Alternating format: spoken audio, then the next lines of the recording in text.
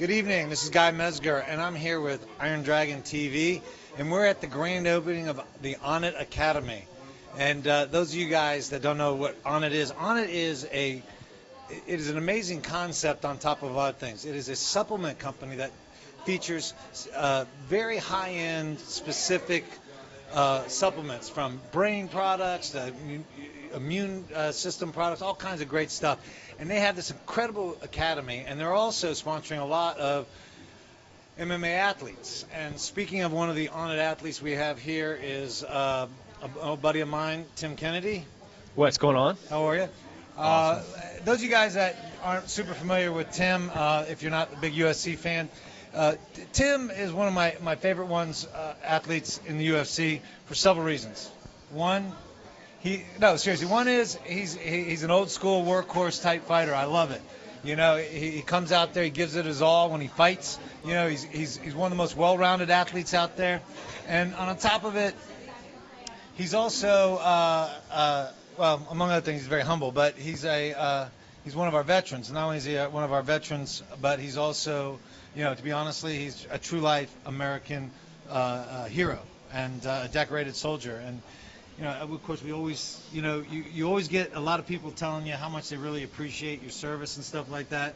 And I think most people are sincere in it. But I'll be honest, I have, in my career now as a civilian, not that I'm fighting anymore, I'm actually a doctor. I work with a lot of the veterans at the Carrick Brain Center, and it has made me much more cognitive of what's going on and the things that you guys have gone through. And I just want to sincerely thank you for your service. Dude, I love my job. I miss it. It was the best job in the world. And you know, now I'm fighting, and every day I'm like, we don't have another war. Like, I know it sounds horrible, but it's what God made me to do, and now I just fight. So. Well, you know, I mean, to be honest, it's always a war out there for you. No. All right, so we can dance around it, but let's go ahead. I want to talk about the Romero fight, okay? Yeah, because a fun one. You know, to be honest, you know, I'm gonna, you know, I want you to kind of give your take on the fight, and you know, and because there's so much controversy about it. You know, they're calling it what, Greasegate or Stoolgate. Stoolgate. Yeah, that's it. Oh, Greasegate was George St. Pierre. Yeah, exactly. Yeah. I'm messing up my. So he did what he's supposed to do. You know, he needed to recover. He got hurt at the end of the second round. I knocked him out on his feet, and Joe. I thought that was the end of the fight. You know, when Big Dad had pulled me off, he's like, "Hey, this is it." You know, I was like, "Yeah, this is fantastic." And we go sit down, and I was like, "All right, cool." I'm pointing at Dana. You know, good fight. And I see the corner is Cutman coming back in. I was like, "Okay, I don't know what's going on." Greg, what's going on? He's like, "I don't know. I thought that was the end of the fight." I'm like, "Okay, well, am I good to go?" He's like, "Oh, we'll find out in a second." And then, you know, I'm hearing him saying, "No mas, terminarse." Like, I'm done, no more. So I was like, "Sweet, we're done." So then the bell sounds, and I stand up and I walk over. And Big John McCarthy turns me around and sends me back. He says, "Hey," so again, I thought the fight was over for now a third time, having him be knocked out and then having him say, you know, "I don't want to go anymore." And then John McCarthy at the start of the round say, you know, "Go back to your corner." So real quick before we go, your cornerman thought the fight was over, so they didn't like do the typical administer the water, put the ice nothing. on. We thought the fight was over. Yeah. So that also is a fact. I mean, one of the most tenured coaches in the sport, Greg Jackson, was like, "Hey, the fight's over." I was like, "Great." Yeah. Because I saw the fight, and it's exactly what we thought too. And we couldn't and I remember because, you know, we always have, you know, 7 or 8, you know, UFC experts watching the fights who actually never really fought, but they're experts nonetheless. And you know, and everyone was like, couldn't figure out what was going on. Yeah, neither could I. So I was just like everyone else in your room, had no clue what was actually happening, which was, I guess, a fault on my part. You know, I should have stayed in the fight. I thought I stayed in it until it was over, but that wasn't the case. Ultimately, Big John didn't stop the fight, and he let the fight continue at you know, 1 minute and 37 seconds after the end of the round. So I'm not in it. I come out, I get clipped, and get TKO'd. You know, from Yoel's perspective, unless he gets told to stand up or the fight's waved off, he's doing the best that he can in regards to recovering. So he's doing what, you know, I think most athletes or most cheaters would do, which is try to bend the rules. I'm not one of those guys, and it's John McCarthy's responsibility to make sure that the rules that are in place are enforced, and he didn't. So John got owned. Yeah, I'll be honest. That's about as. It's exactly kind of how I like to saw it. I mean, I would love to be able to add some kind of insight. I mean, other than the fact that this is what I don't think most people understand. At the level that you guys are fighting at, the level that the UFC is, especially this Tim, you know, we're not talking about like a journeyman style fighter. We're talking about, you know, the top 10% of combat athletes in the world here. It could change hands in a second. Yep. You know, there's a lot. Like I always tell people all the time, in my own personal career,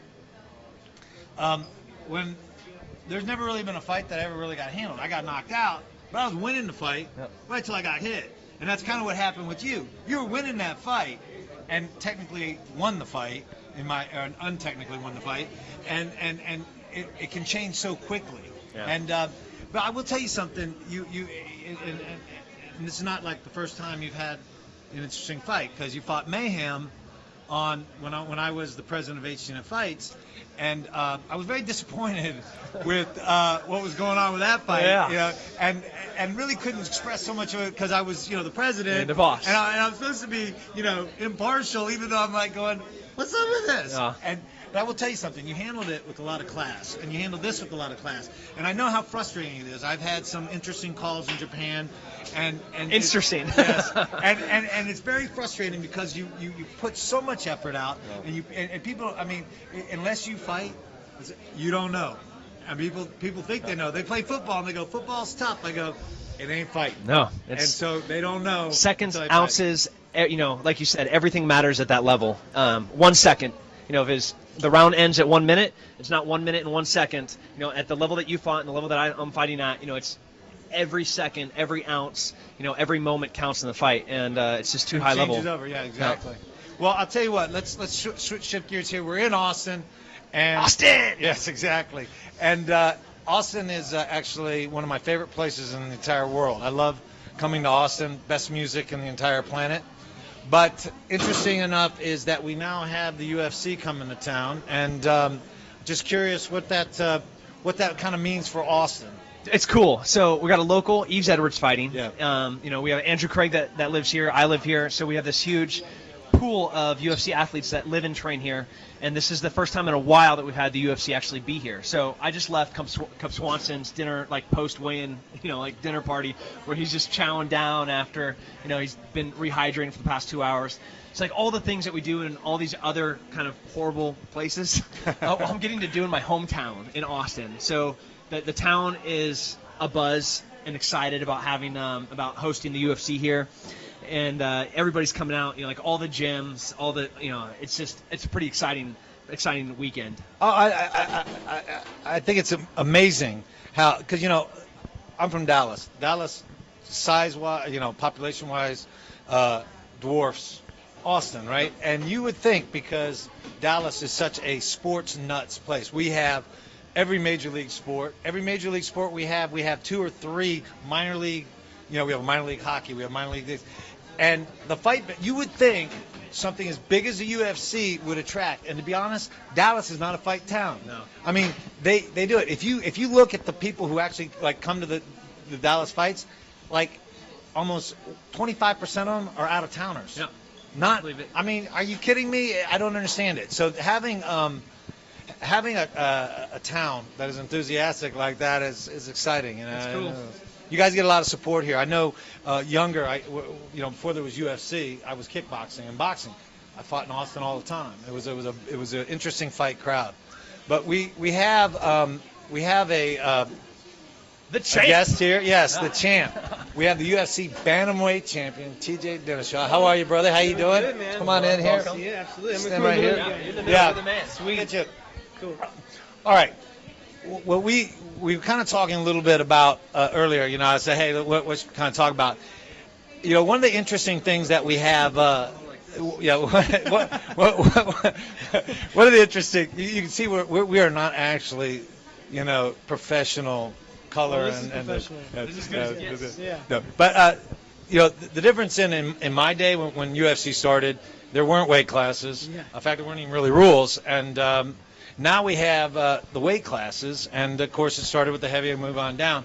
But it's like the little guys now are starting to steal the show. Dude, they're the men right now. Yeah. We just I think just the cardio fact of being able to push 5 rounds and to make it really entertaining. You know, we don't have as big as hands and don't get as big as knockouts right away on those big punches from the heavyweights, but we can put it on each other, you know, and become aggressive and just have an entertaining fight. You can get those slugfests which sometimes you can't get in heavyweight divisions.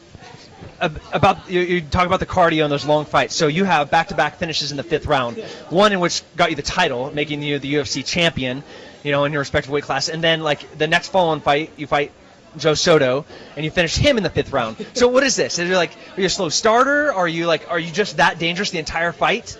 I'm definitely in cardio shape to be ready in the 5th round and to be able to push it as hard. I knew that maybe Soto wouldn't be as ready for the 3rd and 4th round, especially because he's been training for a 3-round fight, so I turned it on. But I don't know, man. I think maybe it's just my opponents finally give in. You know, I just keep the same pressure up the entire time. The 5th round, more things open up. They're getting tired. I'm not. You know, I'm putting it on them, and it takes a lot of energy out of you to be able to hold up with that type of fighting style. I mean, I might agree with you a little bit that, you know, had Soto won a couple of rounds, but he didn't. Yeah. There was one close round. You dominated all 5 rounds, and then you finish him in the 5th round. What can you attest your cardio to? What is that about? Just the way that you train? Is it the methodology of your gym? A little bit of just pushing through that fatigue and learning how to do it. When you're in those rounds in sparring in your gym, to make sure you're getting to that peak where you're making yourself completely tired, that you're getting beat by people because you're so tired, and being able to push through it. And then by the time you just get used to it throughout your training sessions and through your sparring and pushing through a wrestling match, you know, doing a wrestling match, if you haven't wrestled in a real match, you don't understand pushing through some serious fatigue. And just learning how to do that, I think, is the biggest thing, and then you get in better shape by doing it in practice too. Well, you know the old saying too: if the fight's tough, your training wasn't tough enough. Exactly. And it sounds like you do it. I'll tell you, to be honest though, I'm glad to see that the interest is now in the fighting, because you make a point of like not only is your cardio generally better, but your technique is better. It's the same thing when you look at boxing. You look at kickboxing. It's always the little guys. I remember when back in the day, the only guys that had like the lightweight guys was the Shudo organization in Japan. And we used to watch those guys because Pancrase was like really big. And so we would do guest appearances there. And we'd watch these guys go, and it was like, I mean, it was exhausting to watch them fight, you know. And that's I'll tell you something. The one exciting thing about you too is you are exhausting to watch fight, because it is not. Listen, let's face it. Heavyweights, and I love the heavyweights. I don't want anybody mad at me, but I don't want heavyweight mad at me either. Yeah. Listen, they press you. Once the fight gets going, half that fight's pressed up against the fence. Yeah, you know, absolutely. So it's a lot different. You know? And you were definitely at a working. So what's up for you next? Yeah, you just defended your title against Joe Soto, right after beating Renan Barão. Then who you were supposed to fight didn't make weight, and then had a little problem in his hotel room when he passed out and bonked his head. Yeah, I think he was just scared. Yeah, as he should be.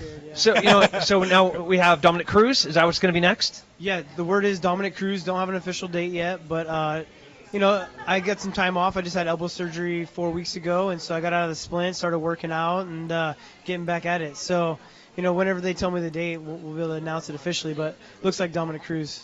So we saw him in his last fight against Mizaki. Yeah, Mizaki. And looked like he didn't lose a step. He had a big break, bad surgery, a bad resurgery, and then a long layoff. Then he comes back and looks fantastic. How are you going to prepare for that fight? Anything different?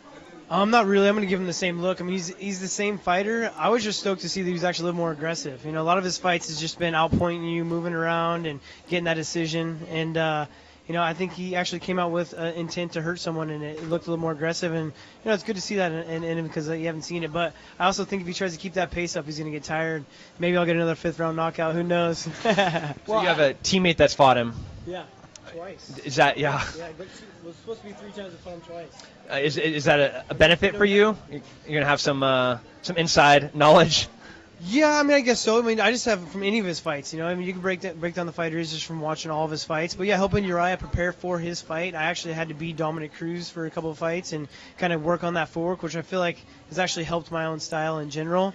And so I know the way Dominic fights. I know the holes he has in his game. I've seen him for a while because I've been preparing for that guy as well as I was preparing for Renan Barão, because they were the best in the weight class. Kind of copy the guys you want to be like, and steal some technique from them and just push past them. Well, I'll tell you what. Good luck. We appreciate you taking the time with us here. I know you're here you're one of the ONNIT athletes, and Yeah. you're here with the grand opening. We appreciate you taking your time for us. I kind of hate you though a little bit. So like you just got out of surgery, right? And like you just get back to the gym, and he's on like the ONNIT Instagram feed. There's like TJ is just standing there like, yeah. yeah, I just got out of surgery. What's up? The striation's normal. 5-month layoff and having cake and That's beer, awesome. but That's just the guy I am, and even though I'm hurt, I'm putting in the run in. That's I'm right. putting the squats. Yeah. It's always putting the work in. Well, thank you so much. I'll tell you truthfully, it is the guy who is not afraid to work. One, you have longevity in the sport, and two, you have success in the sport. This guy knows his body. He's always in shape. Oh, yeah. That's our world. Yeah, exactly. All right, thank you so much. No problem. Thanks for having me, guys. Thanks, brother. I'm out. TJ Dillashaw, champ. Yeah, he's exciting. Like I said, I actually had talked to the UFC back when it was Cinephour Entertainment Group.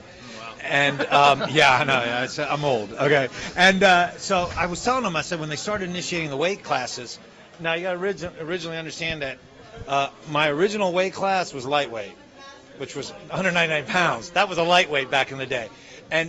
But I kept telling them, listen, you need to add more, because I had actually brought, and of course this is going to date me again, it was a VHS tape of the Shudo lightweights. And I was like, because a lot of the fights got in the UFC, especially with the time limits being long. They were like 12-minute time limits, and stuff. A lot of them weren't as exciting, you know what I mean? And I know a lot of people complain, back in the old days. The reality is, with the rules, with the stand-ups, it makes it more entertaining for people. And let's face it, this is entertainment. Yeah. If we're not entertaining people, Nobody's going to watch. Yeah, exactly. Nobody's going to pay, and then we don't have a sport. Yeah, I was telling people I changed a lot in my career. Near the end of my career, is that you never saw me wrestle. I'm a good wrestler. You didn't see me wrestle because people want to see people get knocked out. So I kept it on the feet, trying to knock people out, because that's what it is. It's entertainment. It's a sport, but it's entertainment. And so what I did is I gave them the tape. I said, listen, you should get these lightweights in here. Look how exciting this is. Of course, I'm an idiot fighter who doesn't know anything, and so they didn't listen to me. But of course, that's why they don't own the company. They don't own the company anymore. But and I bet you they're kicking themselves. Yeah. But all right, well, let's talk a little bit about the fights coming up here. Okay. All right, so let's start with the hometown boy here. Okay. We got Yves Edwards. Yeah, it's my friend and my man. Yeah. Believe it or not, I promoted Yves' first MMA fight. That's awesome. Yeah, and I'll tell you how this happened. It is a long time ago. And how it happened was Texas MMA fighting was illegal. But what they had is that they had boxing rules, right? And they also had professional wrestling rules. Because back then, they used to think professional wrestling was real, wink, wink, right? Yeah. So the boxing commission actually made you pay the whole thing. So what I did is I used the professional wrestling rules to do MMA. Because basically, you think about professional wrestling, it's MMA, right? Yeah. And so we did that. Yves fought on the first card we ever had. He actually fought in the very first MMA card in the state of Texas. Dude, he's groundbreaking. He's been around for forever. Yes. Can we get Aubrey in here before we hop into...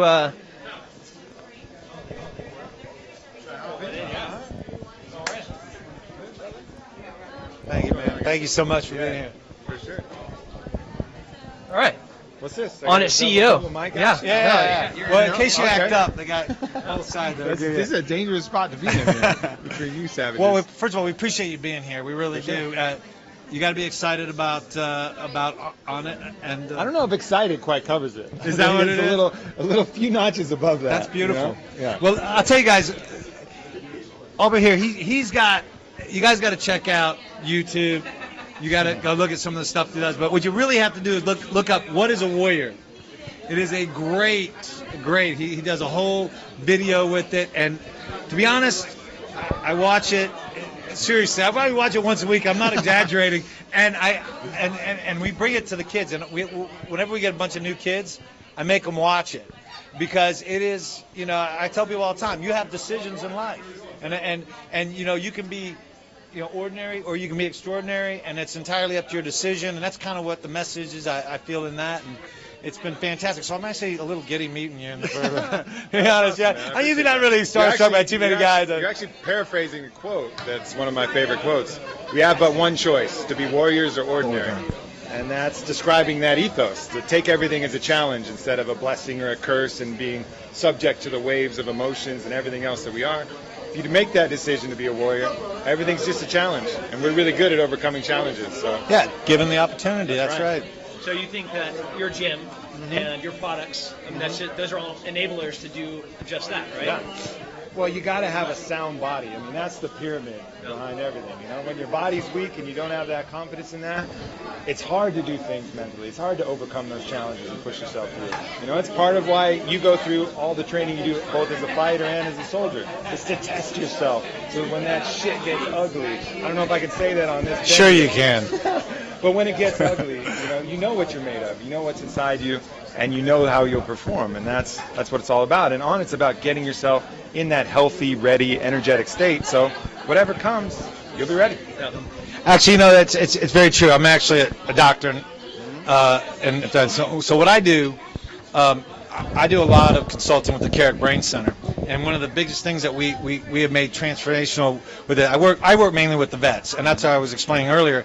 I become extremely engrossed in helping the vets program, and one of the biggest problems that we have is that when they originally were starting, it's the only very physical therapy for brain injuries and stuff. And the problem with it is that they would work on the brain, but they wouldn't work on the body. So as soon as we started, and that's basically what I do, is I work mostly on the physical therapy side of it. So once we started engaging the body, the training, putting hand-eye coordination together. Yes, yeah. And the fact is that the amount of reoccurrences went down by 50% just using 2 weeks worth of training. Of course, we have follow-ups with them. But yeah, you're right. It's having I actually like your products a lot, And it's funny because I'm a researcher, and that's what we do. I actually make pharmaceutical foods and stuff, and you got some great stuff. We'll be really happy at the end of the month. We got a new clinical trial coming out. The data came out, and we're going to publish it at the end of the month from the Boston Center for Memory. A real flagship trial for Alpha Brain. So for the Alpha Brain, yeah. It's going to be something to look forward to. Yeah. What's going on here? What do we have tonight? Man, this is like Joe DeFranco, this gym. This is it. This is a real vision that's come to fruition. I remember even before ONNIT existed, I wanted to create a gym that looked half as cool as this in my head. That combined that kind of hardcore, high-intensity training that a lot of the top athletes are doing with some of the unconventional methods that I knew were effective and really fun to play with and learn. Blending those two, and that's what we have with Joe DeFranco. It comes from that hardcore NFL combine, WWE style, who knows everything to do with a barbell and a rack and deadlifts and squats, and has that just covered in spades. One of the best in the world at that. And then we brought in some of the best in the world at the kettlebells, the clubs, the maces, the ropes. And so that kind of synergy between the two, mixed with the great nutrition and that kind of cutting edge Earthgrow nutrient supplementation, it's that holistic package. It's not treating one thing or another.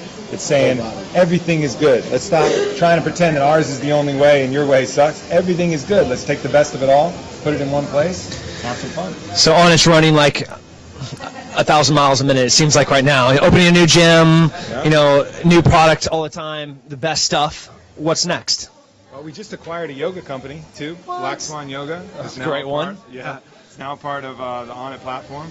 So anything we see that we really feel is beneficial, we're going to add to the package. And we also invested in a float tank manufacturing company, Zero Gravity Institute, making some amazing flotation tanks, which is also great for vets as well. Just to help people find that still place, because it's all connected. You need the training, you need the nutrition, and then you need to find that still place to quiet the mind and work on that directly, even though working on the body will help it as well. So come at it from both angles. I'll tell you, I got very excited as I was walking through here looking at this, and I was like, I called up my partner, and I'm like, dude, you got to see this. I go, we're making a trip. We recently went in partnership with a pharmaceutical company to make a new pharmaceutical food for ADD and ADHD. And they were like, hey, we want to do something different. And I like, come down and see different. Yeah. I go, this is different.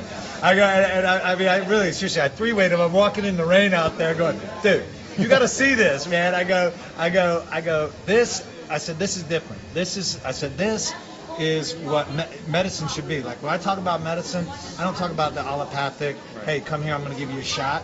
Now there's a place for that. Don't get me wrong. Sure.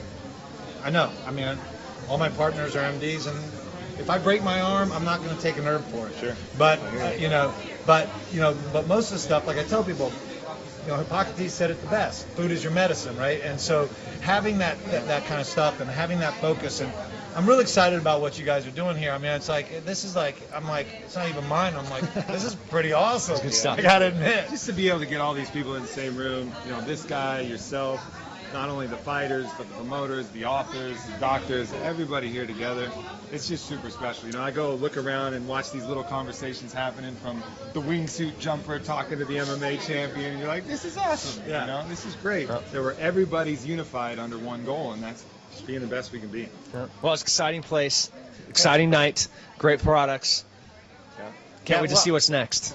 I tell you, I tell you, very excited for you, and like I said, I truly am so glad to actually meet you, because I'm going to be able to tell the kids, hey, I met the guy. That video I make you guys watch, I met him. Yeah, you can go to whatisthewarrior.com, or you can just watch a lot of this guy here. We got podcasts tonight. Well done. Podcast, yes. Yeah, Super podcast. Yeah. Was that kickoff at 9? 9? Yeah, like 9:15. We got you, Jason Ellis, Joe. Signing a lot of autographs now. Yeah. As soon as he gets here from that. DeFranco, TJ, me, Dwayne Ludwig, Mike Dolce, dude. 9 o'clock. This guy over here, Tate Fletcher, he's going to be on. The trouble, the whole entire night. Yeah. I know. Look at him. He looks like a villain even when he's hanging out smiling. Hey, come on in. Hello. Good to see you. How you doing, brother? Well, thank you so much, and we'll go drink and some more of your stuff. Success. Truly, man. I love it. Thank you so much.